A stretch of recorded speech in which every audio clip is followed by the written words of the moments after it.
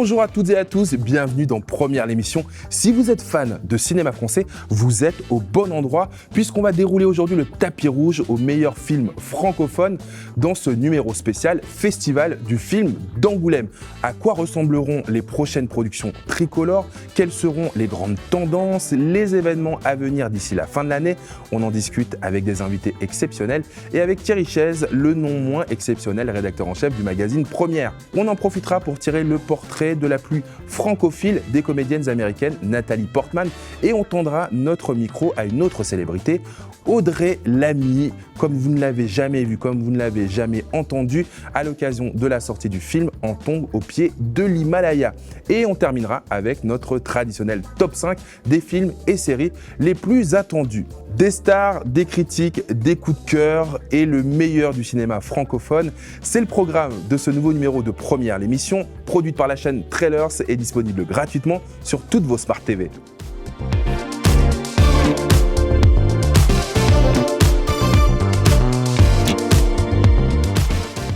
On ouvre cette émission avec l'iconique Thierry Chaise, le rédacteur en chef du non moins iconique magazine Première. Comment ça va Thierry? Ça va très bien, j'ai bien fait de venir. Bien sûr, un bonjour iconique de Thierry. Tu vas nous parler de trois films qui ont marqué l'édition 2024 du Festival du film francophone d'Angoulême et qui vont sortir dans les semaines à venir. On commence par Ma vie, ma gueule, qui a bouleversé les festivaliers, comme il a d'ailleurs bouleversé celles et ceux du Festival de Cannes à l'occasion de la quinzaine des cinéastes. C'est le tout dernier film de Sophie Fillière, disparue l'été 2023 à seulement 58 ans, des suites d'une longue maladie. Est-ce qu'on peut y voir une sorte d'ultime autoportrait? Oui, complètement, parce que ça raconte l'histoire d'une femme de son âge qui a bien vécu, qui a été une mère aimée, qui a été une collègue appréciée, mais qui d'un coup se dit mais qu'est-ce que je vais faire du reste de ma vie? Et qui d'un seul coup entreprend une balade pour retrouver justement le goût de l'existence. Et ça a ce côté qu'était Sophie Fillière et qui était en ce film jusque-là, quelque chose de très émouvant et en même temps de très drôle, et c'est en ça que ce film vraiment lui ressent de manière magnifique. Voilà, c'est une comédie mélancolique. Exactement. Portée par l'interprétation d'Agnès Jaoui dans le rôle central, évidemment. En quoi est-ce que sa composition est un atout majeur pour ce film? Parce qu'elle est capable justement de jouer toutes ces couleurs-là avec une aisance incroyable. Agnès Jaoui, elle fait une mimique et on ne sait pas ce qu'elle va faire le plan suivant. Et c'est quelqu'un, moi je trouve, qui choisit ses films avec vraiment parcimonie. On l'a vu dans Le Dernier des Juifs, en début d'année. En fait, elle transcende un rôle qui est déjà bien écrit, mais on se dit, mais forcément, il a été écrit pour elle. Si elle n'est pas nommée au César et elle s'y appelle César, je pense que c'est un mini-scandale, donc on peut se préparer. Bon alors avant le mini-scandale, évidemment il n'y en aura pas, j'espère, Ma vie, ma gueule, c'est en salle le 18 septembre. Fais comme moi, va de l'avant, faut aller de l'avant.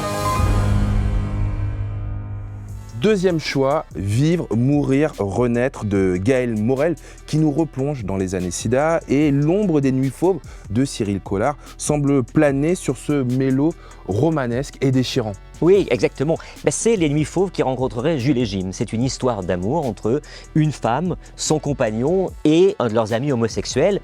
Et il se trouve que cette histoire va être vécue au cœur des années SIDA. C'est un magnifique trio d'acteurs, Théo Christine, Lou Lamprose, Victor Belmondo.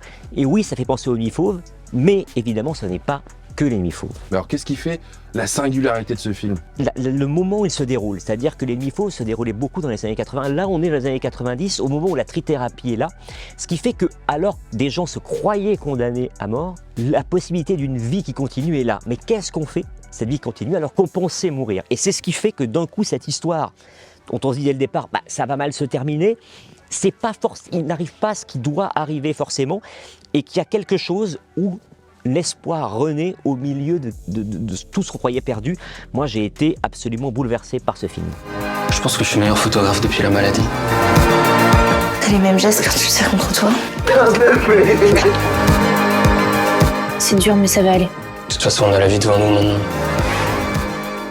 Rendez-vous le 25 septembre pour Vivre, Mourir, Renaître. On va terminer avec l'histoire de Souleymane, un thriller sous haute tension, particulièrement impressionnant, centré sur un Guinéen sans papier, livreur à vélo dans les rues tonitruantes de Paris. Et voilà, et il a 48 heures décisives, parce que dans 48 heures, il saura si oui ou non, il va pouvoir avoir ses papiers. Et on va le suivre durant ces journées-là. En fait, il fait un métier, on les voit tous passer à vélo, et en fait, on ne les regarde pas. Et ce film, d'un seul coup, donne corps à tout ça et en effet crée un suspense. On s'assoit et pendant 1h40, On est comme ça, hein. Scotché à son fauteuil. Exactement.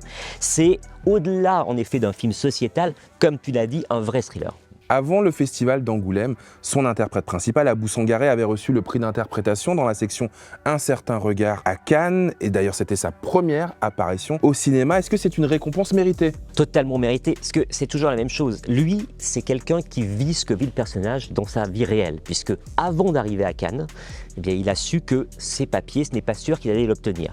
Mais c'est pas parce que on joue ce qu'on est forcément bon. Et il dégage quelque chose dès le premier plan et jusqu'au bout, comme d'ailleurs l'ensemble des comédiens non professionnels qui a réuni Boris Lochkin, à l'exception de Nina Meurice. Il y a une vérité qui forcément aide à créer ce suspense-là, et surtout, il y a quand même toute une palette d'émotions à jouer, là pour le coup, qui ne sont pas les siennes. C'est absolument scotchant. Non, pour moi, ce film, c'est un sans faute, et en effet, ce pilier-là qu'est l'acteur est fondamental. Je veux mon argent. T'as pas à avoir peur. Tu sais ce que tu as vécu. Et si on me prenne pour un menteur? Non, mais toi, t'es pas un menteur.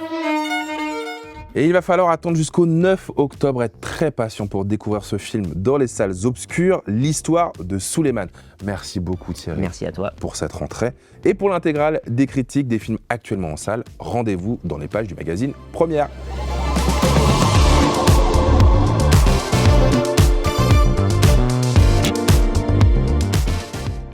Comédie romantique, film hippique, incursion dans l'enfer de Daesh, documentaire sur les talents de demain, le cinéma francophone est riche et divers, comme nous l'a prouvé la 17e édition du Festival d'Angoulême. Retour en images sur ces temps forts. T'es content ? Pas de smoking, de robe de soirée ultra glamour, ni de tapis rouge. Ici, les festivaliers et les stars foulent un tapis bleu et se croisent dans une ambiance simple et chaleureuse.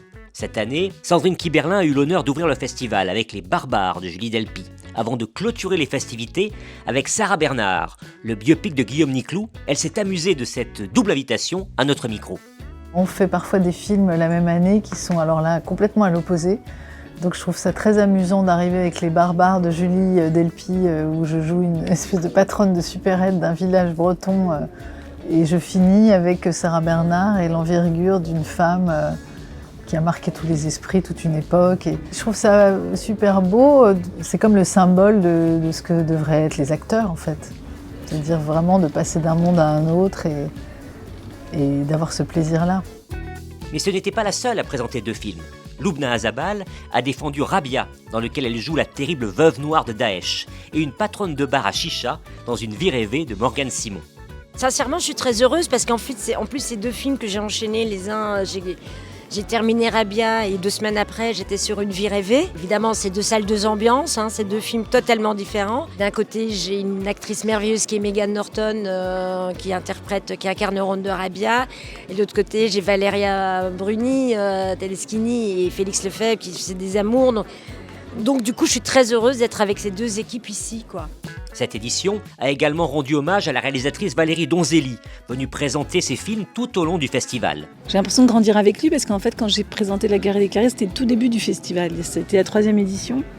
Aujourd'hui, le festival a 17 ans. Donc j'ai vraiment l'impression d'avoir grandi avec ce festival et d'avoir vu le beau festival que Marie-France et Dominique ont réussi à faire grandir et à faire naître, et l'importance qu'il a aujourd'hui où tout le monde veut venir au festival d'Angoulême. Enfin, je veux dire, c'est devenu un festival important en France de films francophones. D'être mis à l'honneur comme ça et d'avoir une vraie rétrospective et tout, c'est hyper beau, hyper généreux de leur part.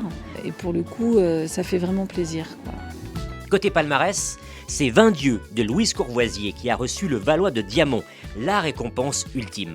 Le prix de la meilleure actrice a été attribué à Mylène McKay pour son rôle dans Dis-moi pourquoi les choses sont si belles. Et c'est la révélation Marco Luracci qui a décroché le prix de meilleur acteur pour ce rôle de jockey dans Lads, où il a réalisé ses propres cascades. Un débutant à suivre de très très près.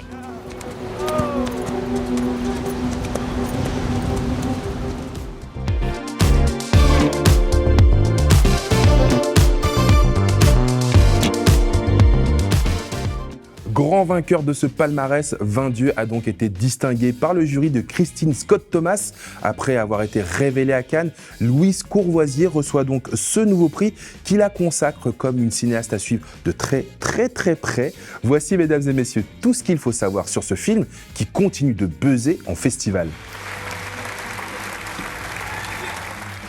Un prix à Cannes et maintenant un triomphe à Angoulême. En mai dernier, Louise Courvoisier avait reçu le prix de la jeunesse après sa présentation dans la section Un certain regard au Festival de Cannes. À Angoulême, son film Vindieux est reparti avec le Valois de Diamant. Grâce à cette fameuse récompense, le film peut désormais prétendre à un beau parcours en salle dès le 11 décembre prochain. La réalisatrice y suit Toton, un ado fêtard à peine majeur qui met radicalement un terme à son oisiveté lors de la mort brutale de son père. Pour subvenir à ses besoins et ceux de sa petite sœur, il se lance le défi de remporter le concours du meilleur comté de sa région, qui pourrait lui rapporter un pactole de 30 000 €. La cinéaste a imaginé son film comme un western contemporain, et elle l'a tourné dans les paysages magnifiques et sauvages du Jura. Elle a par ailleurs recruté ses comédiens, tous débutants, lors de courses de motocross, de bals ou en arpentant les lycées agricoles du coin. Porté par Clément Favot, ce drame lumineux capte la ruralité avec une rare justesse. Oh, un dieu, mais ça suffit, oui. T'as qu'à arrêter de chialer et puis de sortir les doigts du cul aussi. Hein. T'es marrante, toi. Oh bah, toi, t'es bizarre. Quoi?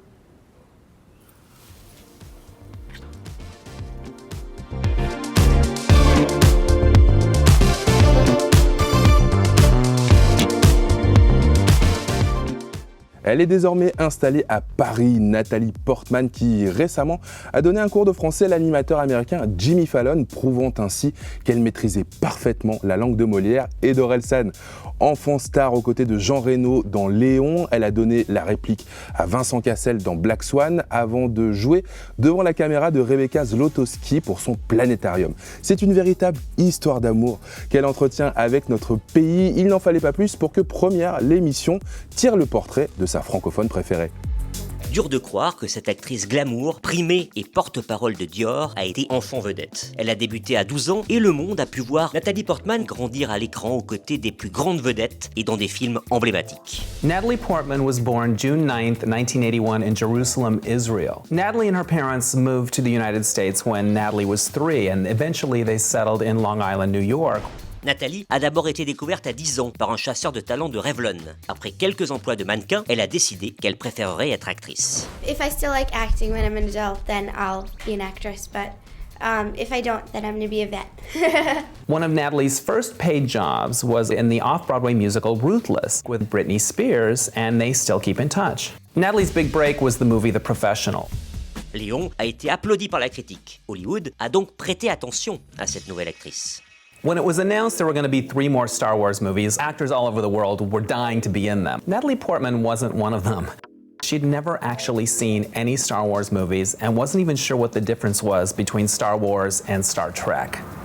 Portman a incarné Padmé, la mère des jumeaux Luke et Leia. Making the 3 Star Wars films took up 10 years of Natalie's life, and she described it as one of the most fun experiences of her life, but also said that at times it was incredibly lonely and grueling. Elle aspirait à être une étudiante normale, même en étant la tête d'affiche de la plus grosse franchise de tous les temps. You know, I'm in school. I'm not, walking the streets of New York with a Star Wars hat on. In 1999, Natalie enrolled in Harvard University, where she got her bachelor's degree in 2003. Puis elle a joué dans le succès indépendant Garden State, aux côtés de son petit ami de l'époque, Zach Braff. This is like a real person. She's funny and she's just as interesting and complex as the male character, and I appreciated that. La même année, Portman donnait la réplique à Julia Roberts dans Closer entre adultes consentants. Ce rôle lui a permis d'être nommée aux Oscars et de gagner un Golden Globe. En 2006, elle a joué dans V pour Vendetta. Usually with action films based on cartoons or graphic novels, you don't really get the sense of thought behind it that you find in this script. And so I read it and I was just so excited by it. Elle a ensuite rejoint Scarlett Johansson dans Deux sœurs pour un roi. She's such a wonderful actress and maybe my best scene partner ever. I just absolutely loved working with Natalie. She is unbelievably kind and generous. I found it to be very inspirational working with her. I'm about to start a film called Black Swan. Natalie worked incredibly hard to prepare for the movie Black Swan. She lost 20 pounds and actually paid for her own months of ballet lessons. The script was really interesting and it sort of parallels to the Swan Lake story. There was this central character who's created by someone else, and sort of to break free of that spell, she has to make a decision that is drastic and sort of her first act of authorship. Tous les efforts ont payé. La nuit des Oscars, Nathalie a été récompensée de l'Oscar de la meilleure actrice. En 2011, Nathalie a rejoint une autre franchise de SF à gros budget, Thor. It's real comic book entertainment. So epic. Nathalie Portman a joué dans près de 40 films et a gagné un Golden Globe et un Oscar. On dirait que ce n'est que le début d'une longue et prolifique carrière.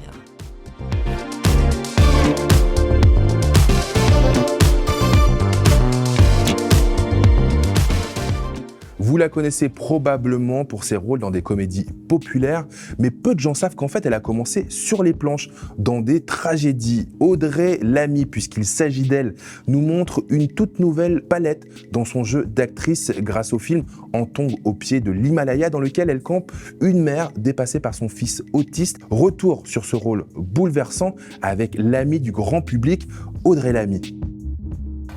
On a pu commencer un petit traitement pour traiter son hyperactivité. Okay. Et c'est vrai qu'il est quand même beaucoup plus apaisé. Oh bah non, mais là, ça n'a rien à voir. Ah non, rien à voir.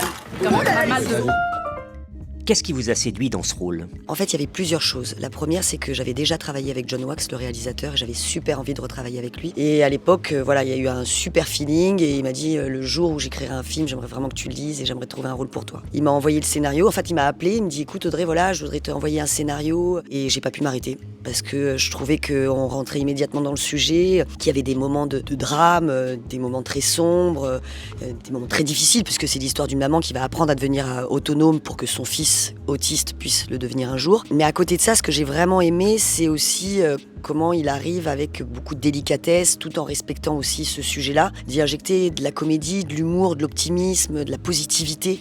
Et ça m'a vraiment plu. J'ai aimé aussi qu'il se focalise sur une femme qui n'a pas les armes, qui n'a pas les codes, qui ne sait pas, qui est démunie, et qui ne sait pas comment gérer les crises de son enfant. Je trouvais ça extrêmement touchant, et toute l'évolution qu'elle va avoir tout le long du film à apprendre d'elle-même, à apprendre de son fils, et de voir comment ces deux individus vont réussir à vivre ensemble.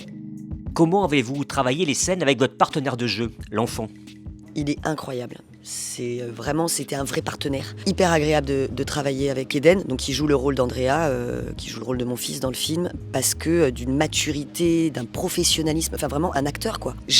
On n'a pas fait de lecture ensemble, on s'est rencontrés pour pouvoir créer comme un lien, etc. Donc on s'est vu plusieurs fois, mais sans vraiment travailler les scènes, donc je savais pas comment il allait jouer avec moi. Et la première prise qu'on a eue ensemble, je me suis dit, ah waouh, ça va être génial. J'avais un partenaire de jeu incroyable qui m'a amené une émotion folle, et finalement, j'avais pas besoin d'aller chercher des choses. Elle venait spontanément, quoi. C'est vraiment un super acteur. Le film est tiré de l'histoire vraie de Marie-Odile Weiss, qui a un enfant autiste. A-t-elle pu vous guider sur le tournage ? C'était important qu'elle soit là tous les jours avec nous, parce que déjà pour nous, pour l'enfant surtout aussi, voilà, que tout soit le plus réaliste, le plus crédible. Et donc elle l'a énormément guidée, et elle nous a guidés. Elle nous a donné évidemment toutes les ficelles entre guillemets, en tout cas les réactions qu'on devait avoir, les mots qu'on devait utiliser. C'était vraiment plus qu'important qu'elle soit avec nous. Qu'est-ce qui était le plus dur à porter dans cette histoire d'autisme ? Le plus dur, c'est surtout de respecter le sujet, trouver de la comédie mais au bon moment, de trouver le juste milieu. Donc c'était ça le plus dur presque. C'était vraiment de pouvoir être crédible. Je suis pas dans cette situation-là dans la vie. Et comme on sait qu'autour de nous, il y a beaucoup de personnes qui vivent ça, on a envie d'être le plus proche de ce qu'ils connaissent. Et de pas les trahir et de pas être irrespectueux. Puis en plus, une pression supplémentaire parce que c'est l'histoire aussi de Marie-Odile. Alors c'est l'histoire de plein de parents, mais en l'occurrence là on parle de la vie de cette femme qui était là avec nous et j'avais tellement envie qu'elle se reconnaisse. Avec ce film, vous semblez vous écarter de la comédie. Vers quoi souhaitez-vous diriger votre carrière ? En fait, c'est marrant parce que on me connaît dans la comédie parce que j'ai fait une série pendant 10 ans à la télé. Quasiment en même temps est sorti aussi Tout ce qui brille, donc on était vraiment dans la comédie aussi. J'avais un personnage en tout cas vraiment dans la comédie aussi. Et donc il y a eu, c'est vrai, une succession mais de films drôles, avec des personnages un peu délirants, etc.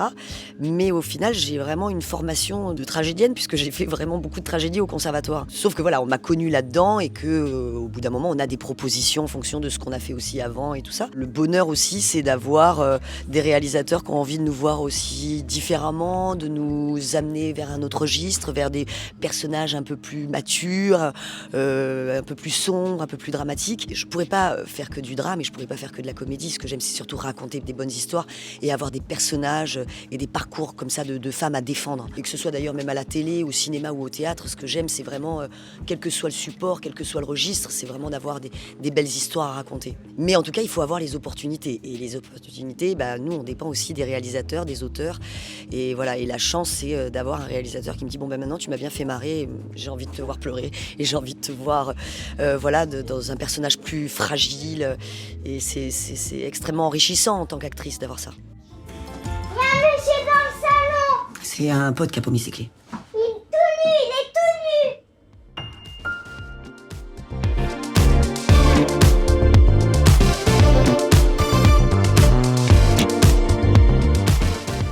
nu. Et comme d'habitude, on termine avec le traditionnel top 5 des musiciens de fanfare, un franco-algérien qui renoue avec sa communauté d'origine ou encore un Rocky à la française. Voici quelques-uns des personnages qui ont retenu toute l'attention de la rédaction de Première, l'émission au dernier festival d'Angoulême.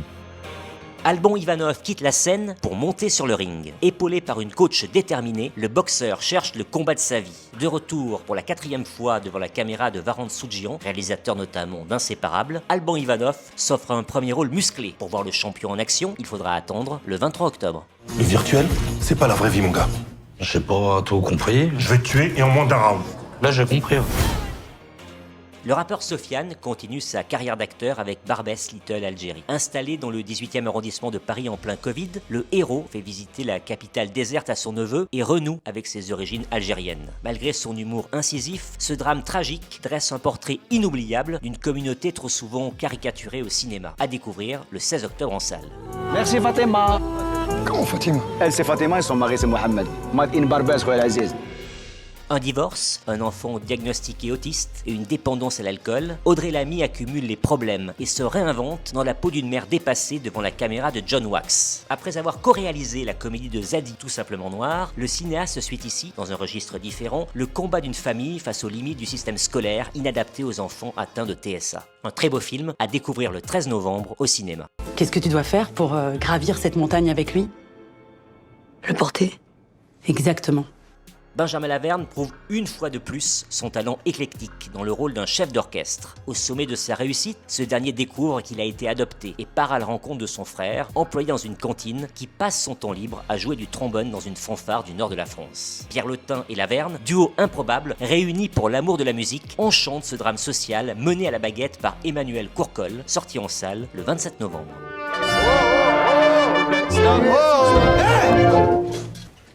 Sandrine Kiberlin se glisse dans la peau de la comédienne mythique Sarah Bernard. Avec sa chevelure bouclée et iconique, ses costumes excentriques, cette féministe avant l'heure fut une icône de la modernité naissante. Le cinéaste Guillaume Niclou plonge dans le XXe siècle pour ressusciter cette légende en s'intéressant à sa grande histoire d'amour. Présenté en avant-première au Festival d'Angoulême, le film débarque dans les salles le 18 décembre. De la lumière, mon Dieu! Ah, voilà! Ce qu'on vous reproche, c'est d'être une mère sans époux et d'être l'apôtre de l'amour libre. Sans doute. C'était Première l'émission, merci à toutes et à tous de nous avoir suivis. On se retrouve évidemment très vite avec toujours des critiques, des coups de cœur sur la chaîne Trailers, disponible gratuitement sur vos Smart TV.